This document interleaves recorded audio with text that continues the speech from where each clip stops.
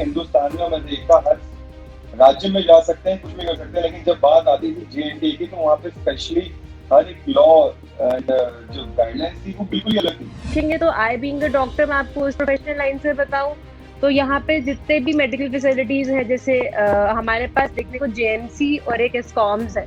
उसके अलावा अगर किसी को कुछ और होता है तो सब बाहर को शिफ्ट करते हैं। और अभी भी आप देखिए तो सबका एक माइंडसेट ये है कि नहीं यार, बाहर जाना है, बाहर जाना है, बाहर जाना है, अगर कोई भी प्रॉब्लम होती है तो। अब क्या है, फोर्टिस, मैक्स और ये मेदांता है नॉन, ये छोटे छोटे अपने क्लिनिक्स तो चलाते हैं, बट एज सच इनका अपना कोई सेटअप नहीं है। और साथ में ये है ना, आप मतलब अगर आप डाइवर्सिटी देखो, आपकी लाइफ कभी भी एक नॉर्मल स्ट्रेट पाथ पे नहीं चलती है। यू नेवर नो आप कब आके कहाँ पे लैंड कर जाओ। तो मतलब उस पॉइंट ऑफ व्यू से भी देखिए, बीइंग ऑल मतलब पॉजिटिव एंड नेगेटिव्स, तो it we have an option right now, that is a very good thing. और आपको पता है आज के टाइम में हम बाप कहते हैं विमेन की equal rights, I think J&K की विमेन को अब जाके पूरी राइट्स मिलेंगे फाइनली। 5 अगस्त 2019 को जम्मू कश्मीर में बहुत कुछ बदला। आर्टिकल 370 हटाया गया, 35A हटाया गया, और एक स्टेट को उसका बंटवारा करके 2 स्टेट में उसको यूटी बना दिया गया। उसके बाद एक बड़ा बदलाव हुआ अप्रैल 2020 में, जब डोमिसाइल पॉलिसी जम्मू कश्मीर में लागू की गई और बहुत सारे जो ये कहें कि संवैधानिक ज्यादती थी उन सबका खात्मा करने की कोशिश की गई। कॉन्स्टिट्यूशनल एक तरह से कानून के जरिए आधी आबादी जम्मू कश्मीर की महिलाओं को मूलभूत अधिकारों को छीनने की कोशिश थी। वो तो ये था कि अगर वो शादी करती थी तो वो उसके पहले तमाम अधिकार एक स्थायी निवासी होने के नाते तमाम छिन जाते थे। लेकिन 2002 के बाद हाईकोर्ट का फैसला आया, उसमें यह तय हुआ कि महिलाओं के अधिकार, यानी जम्मू कश्मीर की स्थायी निवासी महिला का अधिकार नहीं छिनेगा, लेकिन उसके पति और उसके बच्चों को अधिकार नहीं मिलेगा। बहरहाल अप्रैल 2020 में तय हुआ कि महिला के पति और बच्चों को भी तमाम मूलभूत अधिकार मिलेंगे एक स्थायी निवासी होने के नाते। लेकिन उसमें भी तमाम गड़बड़ियां थी।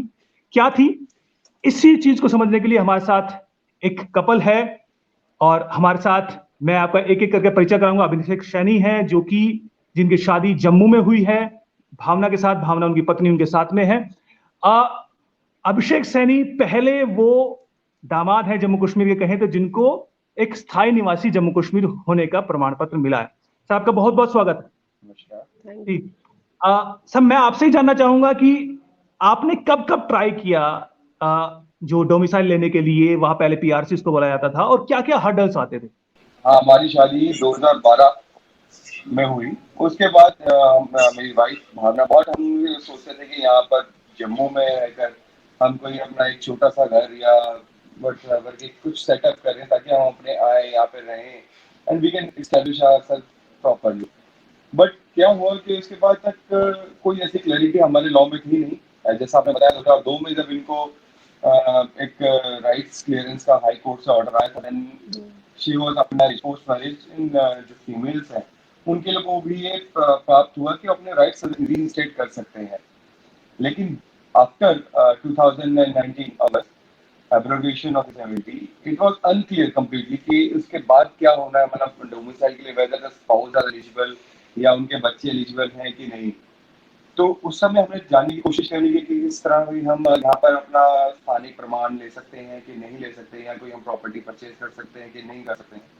तब तक कहीं भी रेवेन्यू डिपार्टमेंट में यहाँ पे कहीं भी कोई क्लियर गाइडलाइन नहीं थी।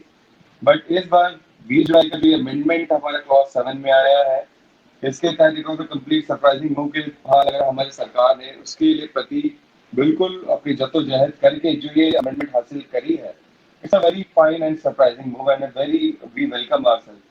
क्योंकि इससे जैसे मैं, मेरी वाइफ और हमारा जो एक केस है, ऐसे और भी बहुत सारे हस्बैंड वाइफ होंगे जो कि चाह रहे हैं कि यहाँ पे शिफ्ट हो सके या फिर यहाँ पे कुछ प्रॉपर्टी ले सके और यहाँ पे रिस्टैब्लिश कर सके।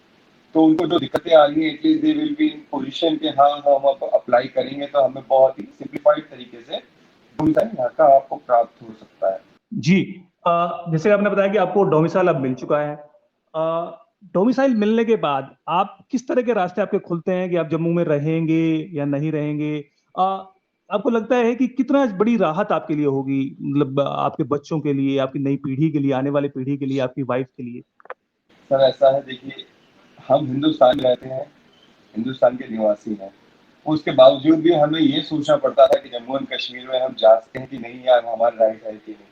तो ये बहुत बड़ा फ्लॉ बैठता हमारे लिए, क्योंकि हमारे ऐसा democratic country as an India, we can freely move anywhere, we can have residence, हम कहीं पर भी रह सकते हैं, हमारी इच्छा है। लेकिन उसके बावजूद भी वो इच्छा यहाँ पर आगे खत्म होती थी।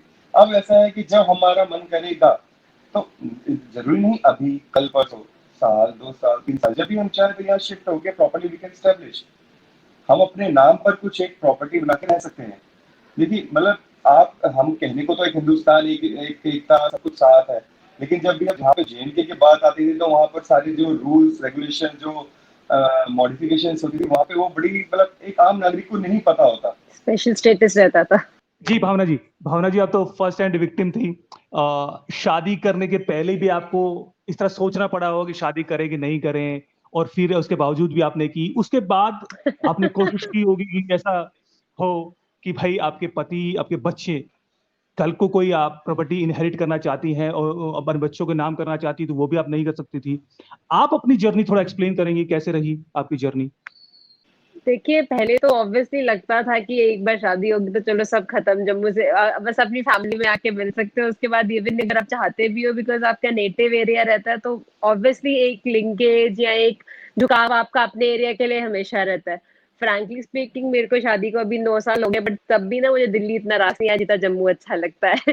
तो I always wanted to come back to Jammu, but any how आप फैमिली के बगैर तो आ ही नहीं सकते। मतलब there is many more things जो हम लोगों को कम्युलेटिवली देखनी पड़ती है, but it's not about settlement. Main चीज है कि ये क्लॉज के आने से, जो 20 जुलाई को अमेंडमेंट हुई है, उसकी वजह से नॉट इवन, मतलब it's not about settlement, it's like vastly देखा जाए तो एज अ स्टेट, मतलब एज अ UT JNK के लिए बहुत ज्यादा डाइवर्सिटी हो जाएगी।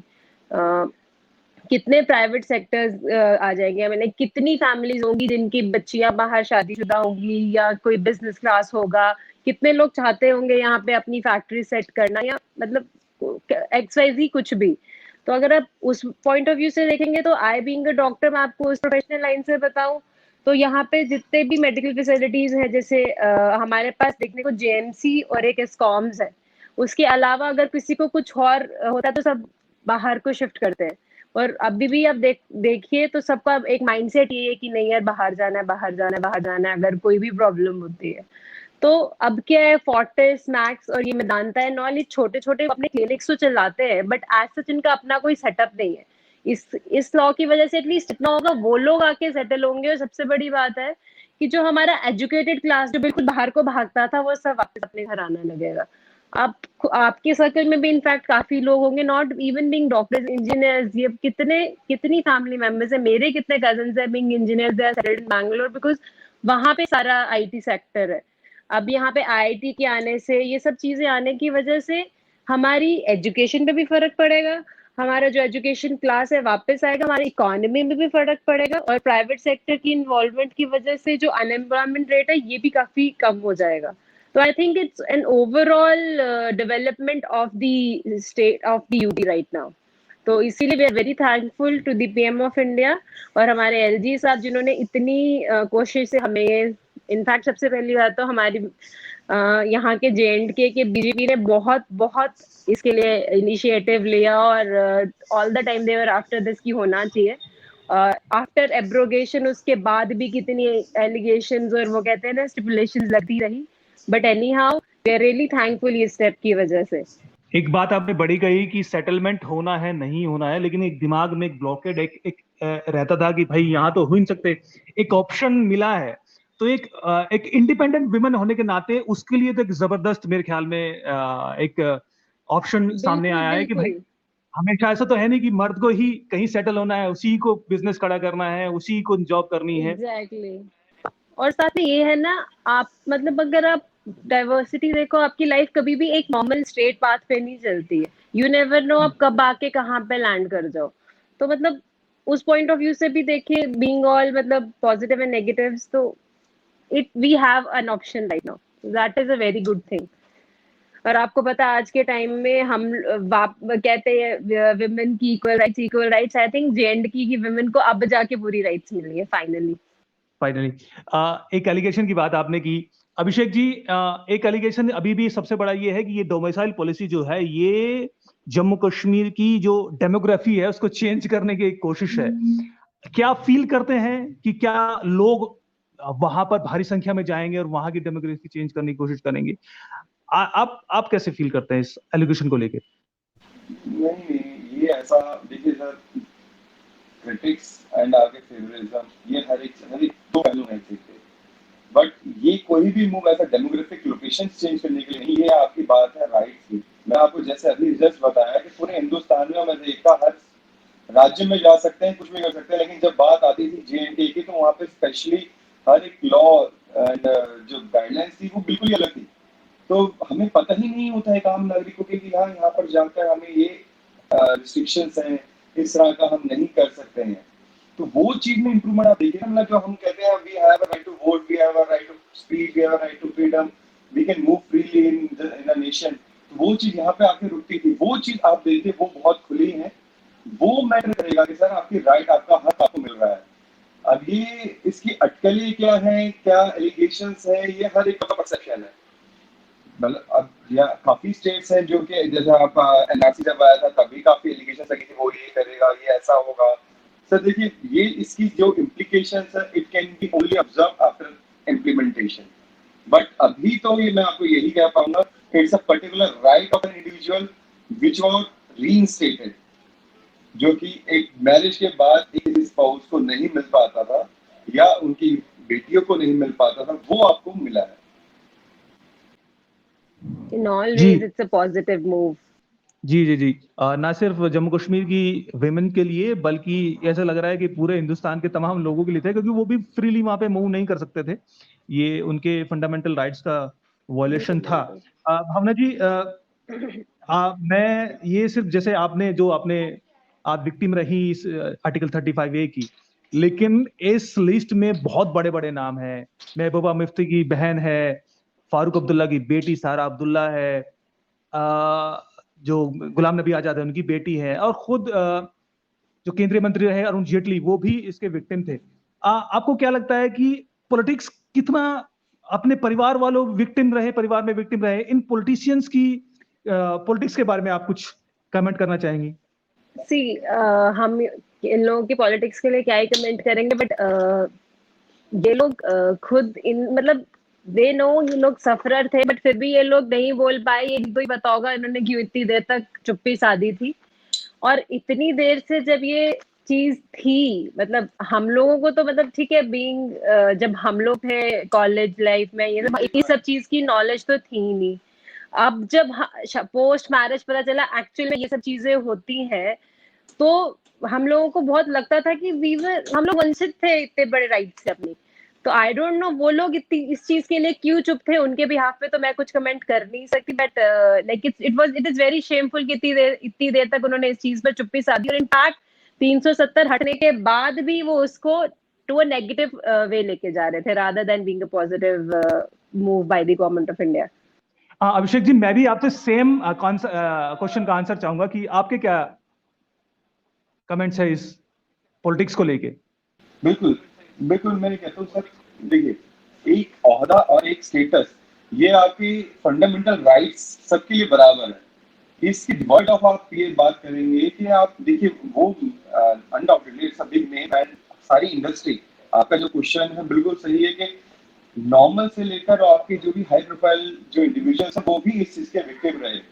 बट इस चीज में वो चीज उनके लिए भी उतनी ही बुरी थी जितनी हमारी है, क्योंकि जितना एक आम आदमी को एक राइट्स मिलते थे वो उनको भी नहीं मिल पा रहे थे। ये एक it's a complete non biased and I would say it's a equalisation जो आपका अमेंडमेंट हुआ है, इट्स फॉर ऑल। देखिए politically being a big name but it doesn't mean कि वो राइट्स भी उनको मिल पा रहे थे, वो भी इस चीज से वंचित थे। ये उनके लिए भी बहुत अच्छा हुआ। पर ये भी जो इतने साल से after independence it was a complete untouched area जहाँ पे ना कोई बात करना चाहता था ना बात होती थी इस चीज की। And now our government of India has been proving it up कि नहीं, इस चीज को जो अनसुलझे मुद्दे हैं उनको सुलझाया जाए, जो एक clarity for an citizen, being a citizen of India होनी चाहिए, वो सबको हो, भले ही वो एक पॉलिटिशियन हो, एक नॉर्मल इंडिविजुअल भी, इट इज इक्विवेलेंट कि आपको वो राइट मिलना चाहिए। तो इट्स अ डेफिनेटली उन लोगों के लिए भी बहुत अच्छा था कि जैसे आप बता रहे हैं कि हमारे जेटली साहब भी थे और हमारे सारा अब्दुल्ला जी, तो ऐसे बिग हमारे जो पॉलिटिकल नेम्स हैं उनके लिए भी एक राहत की साथ है कि हाँ अब they are also being reinstated with the rights and they can have it. But मैं आपको ये जरूर ऐड ऑन करवाना चाहूंगी कि जेटली साहब ने जितनी मेहनत की है इस चीज के पीछे, वो आई थिंक इट्स नॉट अनकवर्ड, सबको पता है। he has fought this battle for like many years, he lost his life right now, but I think जहां भी होंगे इस फैसले के बाद बहुत खुश रहे होंगे, बिकॉज सबसे ज्यादा जो जद्दोजहद की है उन्होंने ही की है, he started off this movement today। जी जी जी। भावना जी, फैसला तो हो चुका है, डोमिसाइल भी मिल चुका है। क्या लगता है कि अब हर्डल्स खत्म हो गए हैं जम्मू कश्मीर में महिलाओं के लिए अभी, या आपको बीइंग अ नेटिव वुमेन आपको लगता है कुछ और चीजें बाकी हैं जो अभी बहुत सारे बदलाव होने बाकी हैं, वो आप ज्यादा बेहतर तरीके से समझती होंगी, जानती होंगी? काफी हद तक तो मतलब मैं कहूँ most of the things are been sorted, काफी चीजें आर स्ट्रीमलाइन नाउ। बाकी अनटिल अनलेस हम लोग इस चीज में फिर से we don't get into it, हम लोग पूरा मतलब मैं भी नहीं बता पाऊंगी, बट मेनली जो मेन हर्डल्स थी वो तो खत्म हो चुकी है। बाकी ये है कि अब हमारी जो राइट है उसके लिए we are like very happy for that, और इन सब के लिए लाइक अब हमारे हमारे कहते हैं हमारे लिए डाइवर्सिटी खोल दी है, अगर हम दिल्ली पंजाब कहीं भी शादी करते हैं हम कहीं भी आके रह सकते हैं। जी, आप दोनों को बहुत बहुत बधाई और बहुत बहुत थैंक धन्यवाद यू, हम आपका जुड़ने के लिए। Thank you very much. Thank you. Thank you, thank you.